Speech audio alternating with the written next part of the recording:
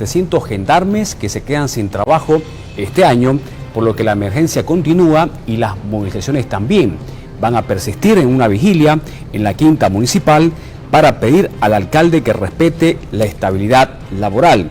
Además, recuerda que ya ganaron un laudo arbitral para exigir que sean reconducidos o nuevamente reincorporados, en todo caso, en la Guardia Municipal.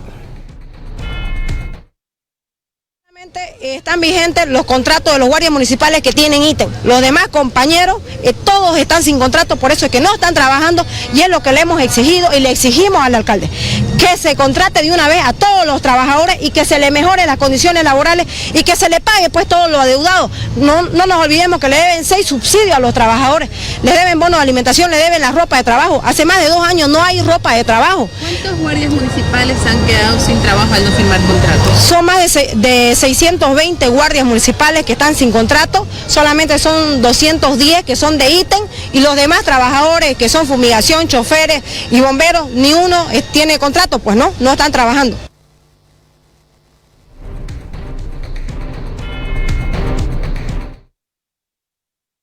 No son el único sector que está cuestionando la falta de contratos de reincorporación al trabajo municipal. Los bomberos han informado que el municipio cruceño se ha quedado sin ningún bombero municipal.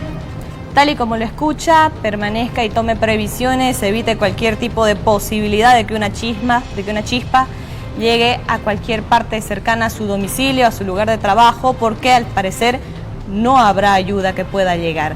No hay bomberos municipales, dicen, de 60 en una primera instancia, fueron reducidos hasta 32 y hoy informan que al 2025 ninguno de sus contratos ha sido renovado. Efectivamente, el 31 a las 00 horas nuestro contrato, ya todos los bomberos quedamos sin contrato, sin trabajar. Ahora, ¿qué les han dicho a ustedes? No nos han dado ninguna respuesta, hemos hecho preguntas de nuestro contrato y lo único que hacen es hacerse lo de la vista gorda. El señor alcalde no nos ha, hemos buscado tratar de llegar a un acuerdo con él para que nos dé algunas respuestas, y así como los guardias hasta ahorita nada. Ya recortaron el personal. Nosotros éramos 60 bomberos, de los 60 llegó a 40 y de los 40 somos los 32 que tenemos. ¿Dónde más quiere dejar sin bombero a su ciudad para los 15 distritos, señor alcalde? Póngase la mano al pecho, por favor. 14 años llevamos trabajando, 14 años, señor alcalde, pidiendo que nos dé ahora una estabilidad laboral. El municipio cruceño se quedó sin bomberos municipales. Efectivamente, si usted puede enfocar con su cámara, todos mis bomberos, todos los colegas, los bomberos estamos aquí pidiendo nuestros derechos.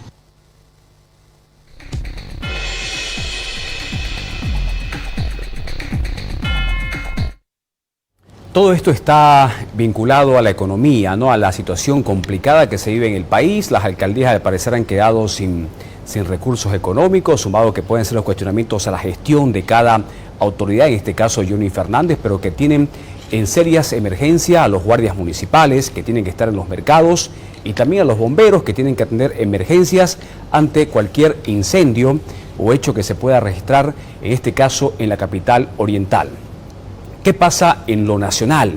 Vamos a escuchar al presidente del Banco Central de Bolivia, Edwin Rojas, quien ha informado que las reservas internacionales, el colchón donde está la platita de cada país, han incrementado en 276 millones de dólares en el 2024. Rojas también habló de que el monto ahora de las reservas es de 1.709 millones de dólares y a pesar de todas estas dificultades externas, asegura que se logró estabilizar las cifras con 22,5 toneladas de oro y 50 millones de dólares. Vamos a escuchar este informe porque también el presidente del Banco Central de Bolivia está responsabilizando a la Asamblea Plurinacional por la falta de dólares en nuestro país.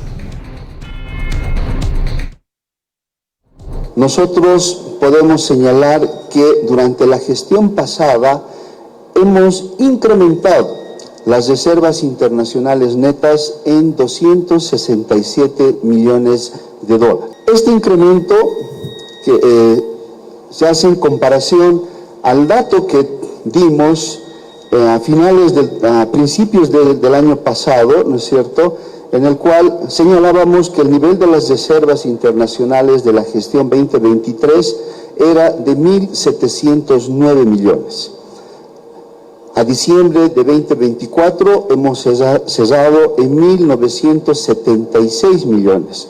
Esta diferencia muestra precisamente el incremento de 267 millones de dólares que acabo de mencionar.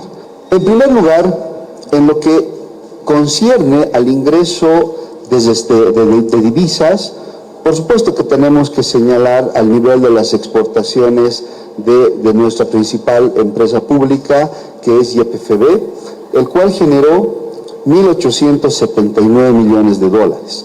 Las exportaciones de Vinto y Comibol sumaron 393 millones de dólares. El desembolso efectivo de deuda externa, en este sentido el desembolso efectivo de deuda externa fue de 529 millones de dólares. En un medio muy desafiante en términos externos e internos, las reservas internacionales netas del país registraron 12 meses de estabilidad continua y tendencia positiva. De esta manera han permitido cumplir con el pago oportuno del servicio de la deuda externa, realizar las importaciones de combustible y dotar de divisas a nuestra economía. Este es el informe oficial que se brinda desde el Banco Central de Bolivia, tomando en cuenta de que no se ha informado la cantidad de oro que ha sido certificado para poder ser tomado en cuenta a nivel internacional. Recordemos que tiene que cumplir una serie de requisitos para que la cantidad que se está informando al país que se tiene realmente sea tomada en cuenta como parte de todas estas reservas que, si bien son de Bolivia, también deben ser certificadas a nivel internacional. Continuamos hablando de la economía, pero nos referimos esta vez a qué sucedió a nivel legislativo. En el último mes se hablaba sobre las modificaciones al Presupuesto General del Estado 2025. Finalmente, la Comisión de Diputados hizo una serie de modificaciones, pero el Pleno no sesionó. El presidente Omar Yujra no llamó a sesionar y, por supuesto, las vacaciones legislativas llegaron antes de que se pudiera instalar cualquier tipo de sesión. Hoy se dio a conocer de que finalmente el Presupuesto General del Estado ya ha sido decretado por fuerza de ley sin ningún tipo de modificaciones. El ministro de Economía, Marcelo Montenegro, fue quien informó que el mismo estaba entrando en vigencia y ya había sido publicado en Gaceta Oficial.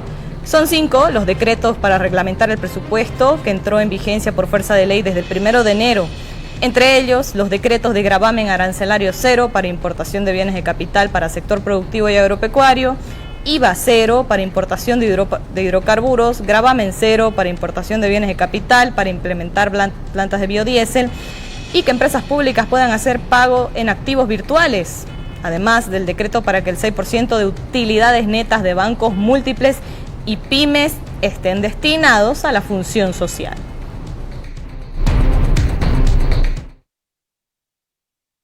Relacionados al área económica y que están reglamentando la ley del presupuesto, la ley 1613, que ha sido ya promulgada el 1 de enero de esta gestión, 2025. El primero de ellos es que en el marco de la sustitución de importaciones y del programa de industrialización que tiene el gobierno del presidente Luis Arce, se otorga un gravamen arancelario de 0% a la importación de bienes de capital para el sector agropecuario, sector industrial, construcción y minería. El segundo decreto es un proyecto en el que el IVA importación se va a hacer de 0 para la importación de hidrocarburos. Un tercer decreto es, que también reglamenta el presupuesto, es poner un gravamen arancelario 0 para la importación de bienes de capital, estrictamente para la implementación puesta en marcha de plantas de biodiesel. El cuarto proyecto de decreto supremo es la propia reglamentación del presupuesto general del Estado 2025, donde se reglamentan muchos de los parágrafos que están en la ley 1613, y obviamente uno de los más relevantes va a ser que las empresas públicas van a poder utilizar activos virtuales para hacer pagos de distintas obligaciones contractuales en dólares o también en activos virtuales. Y un quinto decreto que no está relacionado al presupuesto general del Estado, sino que sale cada año, es que de las utilidades netas de los bancos múltiples y pymes, el 6% va a la función social, que reglamenta la ley 393. Hay cuestionamientos a lo que significa ya la vigencia, la implementación de este presupuesto general del Estado sin ningún tipo de debate o tratamiento en la Asamblea. Vamos a escuchar al senador evista William Torres, quien lamenta de que el gobierno esté trabajando o haciendo gestión a través de créditos y no así de producir, de incentivar a los empresarios, de incentivar a los productores. El senador evista está alertando de que este gobierno está solamente endeudando a nuestro país. Ese es otro de los absurdos que los que está incurriendo el gobierno de Erce Catacora. Recordarán que en el Senado y diputados y en conjunto en la Asamblea hemos asistido a una sesión pretendiendo debatir, discutir estos temas, aprobar, porque ustedes conocen que el proyecto de ley de aprobación del presupuesto general contiene grandes y profundas observaciones, entre ellas incremento en ítems que no correspondían, como los gastos en el tema de los viajes del presidente, la utilización del avión presidencial, por decirlo menos, y aquellos otros que pretenden seguir endeudando al Estado. Su desesperación de concluir como sea su gestión a base de créditos sin impulsar la productividad en el país, no se está queriendo meter en este tema. Por eso es que no se aprobó el proyecto de ley y ahora pretenden a través del decreto supremo poner en vigencia.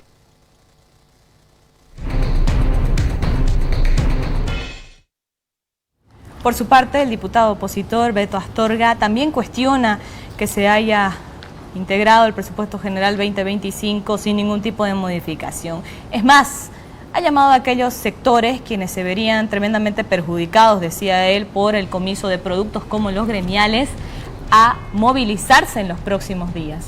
Recuerde que hace tan solo unas horas los gremiales amenazaban nuevamente con movilizaciones si se aprobaba este presupuesto sin haber modificado este adherido que es respecto a la confiscación de productos.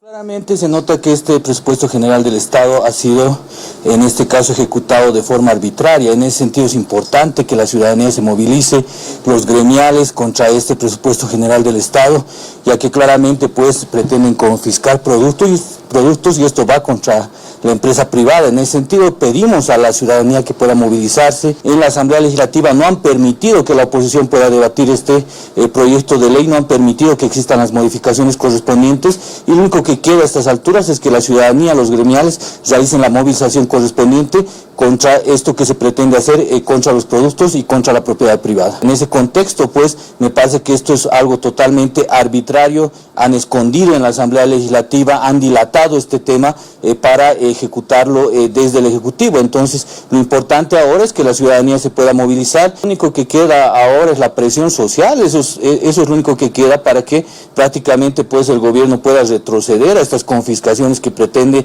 realizar. Acá no han borrado ni una sola coma, no han escuchado las sugerencias de la oposición y se demuestra nomás que estamos ante un gobierno autoritario que hace lo que le da la gana, que ningunea una vez más al primer poder del Estado.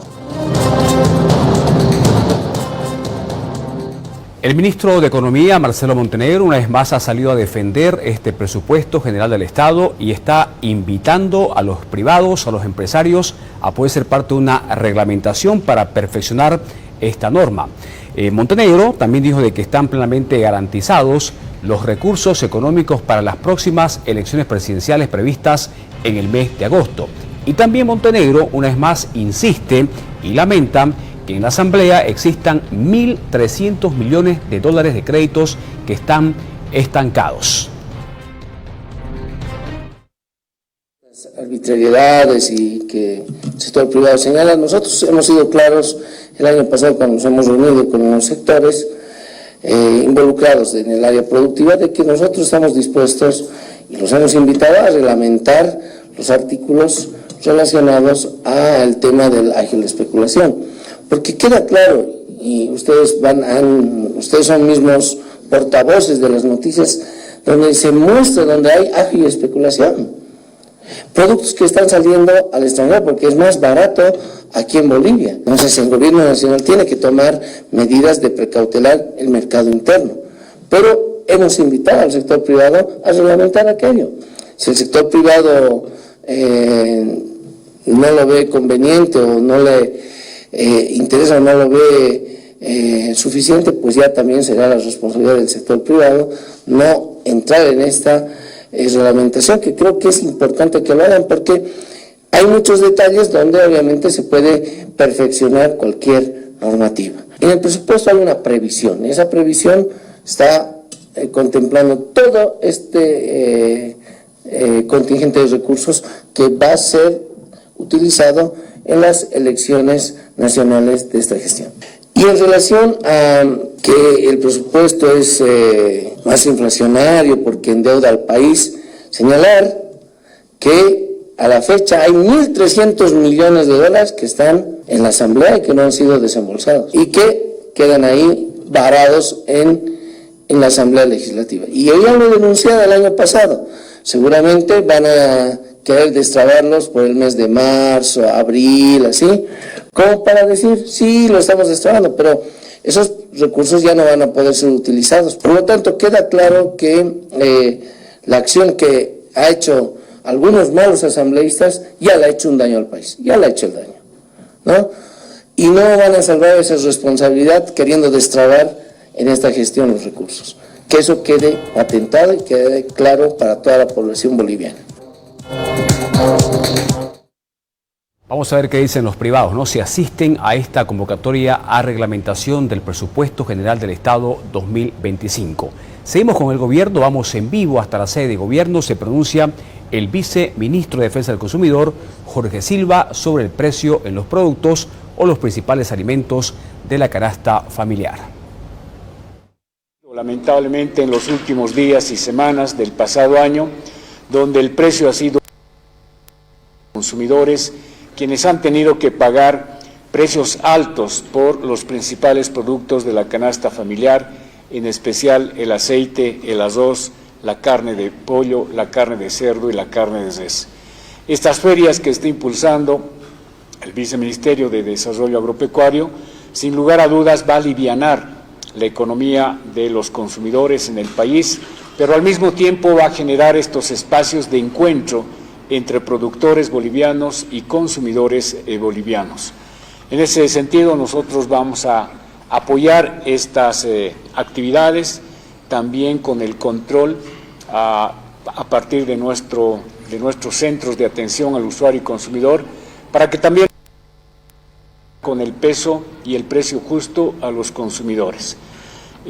Por una parte, por otra parte, estamos todavía esperando, a la espera de que nos hagan conocer la información que hemos solicitado a las empresas avícolas para determinar su estructura de costos, que es un tema que todavía está pendiente y que esperemos en el transcurso de hoy y mañana podamos tener ya esta información que nos permita contra aquellos malos proveedores que han tratado de aprovecharse del consumidor, incrementando el precio en forma totalmente abusiva, arbitraria, respecto especialmente a la carne de pollo y a la carne de cerdo.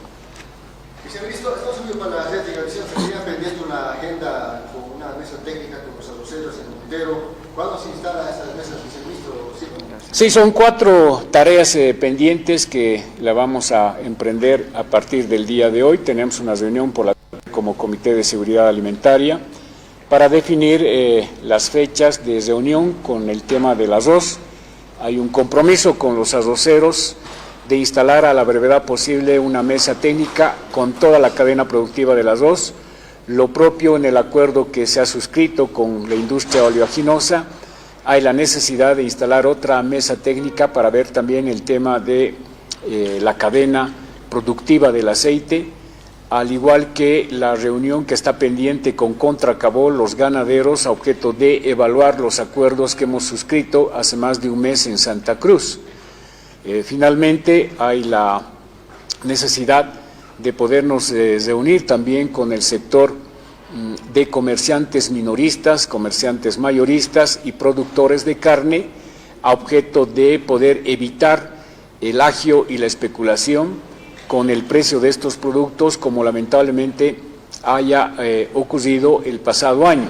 Es decir, estas mesas técnicas, estas 4 mesas técnicas que se tienen que instalar, nos va a permitir tomar las medidas preventivas a fin de garantizar primero la producción de alimentos, garantizar el abastecimiento de estos productos en los mercados, ponernos de acuerdo para establecer las medidas de peso exacto y precio justo que debería vender y que debería vender el productor y pagar el consumidor.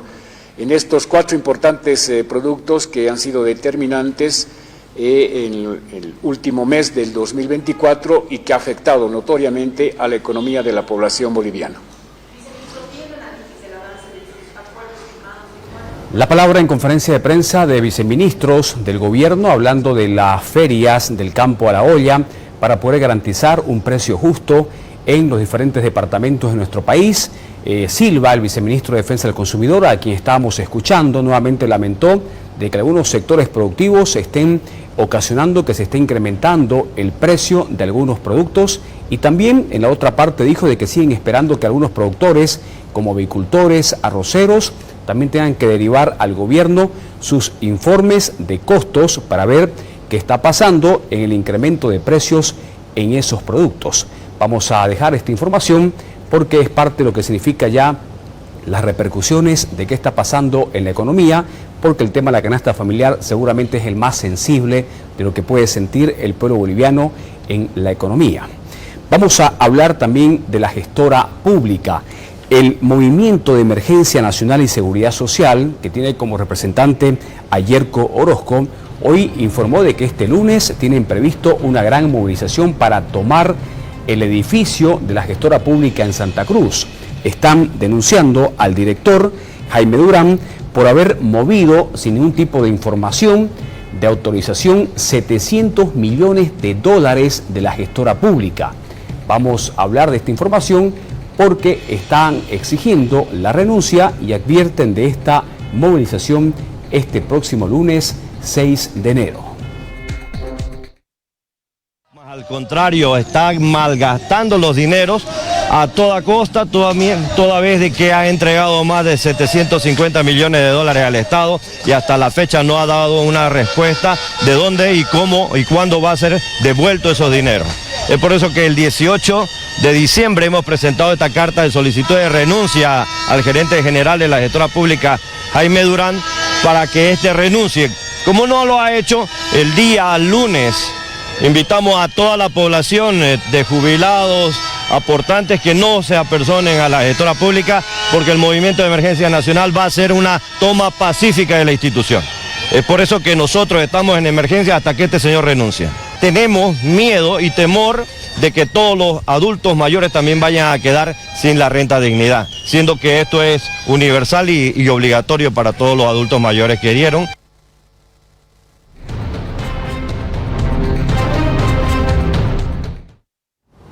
Hacemos una nueva pausa en este informativo y cuando retornemos, tome sus previsiones si está en Santa Cruz. Y es que un nuevo rebrote de COVID-19 es lo que ha informado el CEDES en las últimas horas.